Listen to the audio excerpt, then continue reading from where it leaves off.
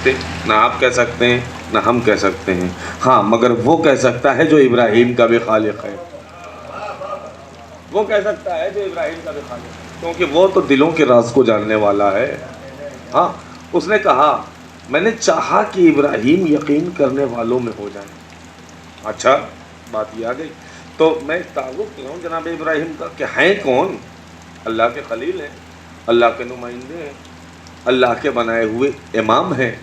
اللہ نے ایک منصب دے رکھا ہے، صرف نبوت اور رسالت نہیں. جناب ابراہیم وہ نبی ہیں، وہ امام، وہ رسول ہیں کہ جن کو امامت کا منصب بھی دیا ہے اللہ نے. اللہ نے قرآن مجید میں ارشاد فرمایا بسم اللہ الرحمن الرحیم انی جاعلک للناس اماما. مشہور و معروف آیت. اللہ نے کہا ابراہیم کے لیے کہ یہ امام ہے، ابراہیم کے لیے کہا یہ امام ہے. مگر حضرت ابراہیم کی امامت کے لیے اللہ نے آیت میں قید لگائی ہے. للناسی، پڑھے لکھے لوگ بیٹھے ہوئے ہیں، اب یہ گفتگو یہاں نہ کی جائے گی تو کہاں کی جائے گی. للناسی کی قید لگائی ہے کہ انسانوں کے لیے بس، انسانوں کے علاوہ اور کسی کے نہیں.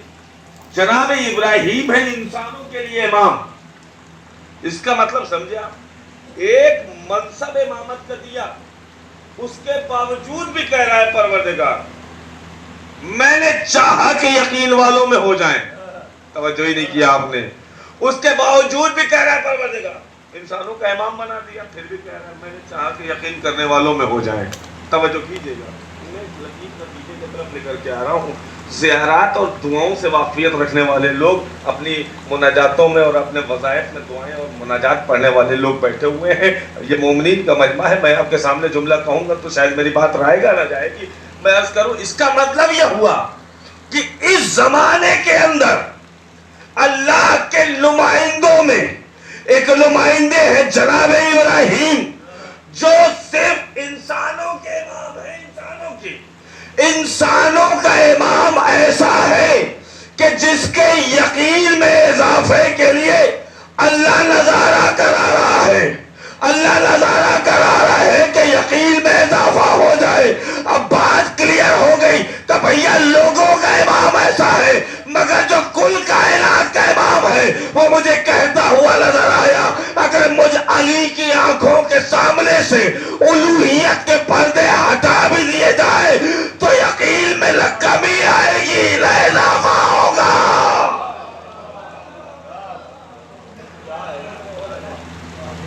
کہا ہے نا میرے مولا نے اگر علی کی آنکھوں کے سامنے سے الوہیت کے پردے ہٹا بھی دیے جائیں تو یقین میں نہ کمی آئے گی نہ اضافہ ہوگا.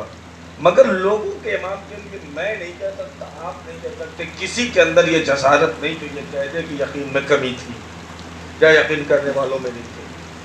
نعوذ باللہ، ہاتھوں کو جوڑ لوں گا، معافی مانگ لوں گا، مگر کہہ نہیں سکتا. ہے کوئی جو کہہ دے جسے اپنے ایمان سے کھلواڑ کرنا ہو؟ کوئی نہیں کہہ سکتا نا. آئیے اگلی بات عرض کروں. ایک آیت پڑھ کے آپ کے سامنے امام ہے. دوسری بات سنیے، میں آیت کی تفسیر پیش کر رہا ہوں. اچھا یہ جو میں تفسیر پیش کر رہا ہوں اپنی کتاب سے نہیں، برادران اہل سنت کے بہت بڑے عالم دین، تقریباً 600 برس پرانی تفسیر ہے. 600 برس پرانی تفسیر کشاف. عالم دین کا نام ہے علامہ جار اللہ زمخشری. جار اللہ ترک کے رہنے والے، ہجرت کر کے مدینے آئے 600 سال پہلے. تفسیر لکھی تفسیر کشاف. آیت یہ ہے وَكَذَلِكَ نُرِي إِبْرَاهِيمَ مَلَكُوتَ السَّمَاوَاتِ وَالْأَرْضِ. یاد رہے. ایک آیت اور مشہور و معروف آیت وہ جس آیت میں جناب ابراہیم کی شیعت کا اعلان ہوا. مشہور آیت کیا ہے؟ بسم اللہ الرحمن الرحیم اِنَّ مِن شِیَّتِهِ لا ابراہیم. ہے نا، ابراہیم میرے شیعوں میں سے. طے ہے بات، ابراہیم میرے متفق ہے نا. اللہ نے ابراہیم کی شیعت کا اعلان کیا. میں سوال قائم کروں گا پھر جواب دوں گا. یہ اعلان ہوا کب؟ آج میں آپ کے سامنے بتا رہا ہوں یہ اعلان کب ہوا؟ آیت آ گئی جناب ابراہیم کی شیعت، آیت آئی تب نہیں، ابراہیم کے دور میں ہی ان کی شیعت کا اعلان ہوا ہوگا نا؟ توجہ ہے، بات پہنچ رہی ہے؟ ٹھیک، کب ہوا؟ تو پہلی آیت جو میں نے پڑھی نظارہ کرانے والی یقین میں اضافے کے لیے، اس کے ضمن میں علامہ جار اللہ زمخشری لکھتے ہیں کہ اللہ نے پہلی زمین، دوسری زمین، تیسری زمین، چوتھی، پانچویں، چھٹی، ساتوں زمینوں کا نظارہ کرایا، تحت الثری کا نظارہ کرایا، ابراہیم کے یقین میں اضافہ ہوتا چلا گیا۔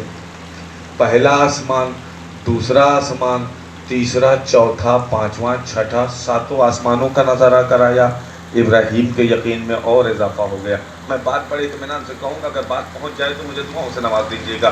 ساتوں زمینوں کا نظارہ کرایا، یقین میں اضافہ ہوگا، ساتوں آسمانوں کا نظارہ کرایا، یقین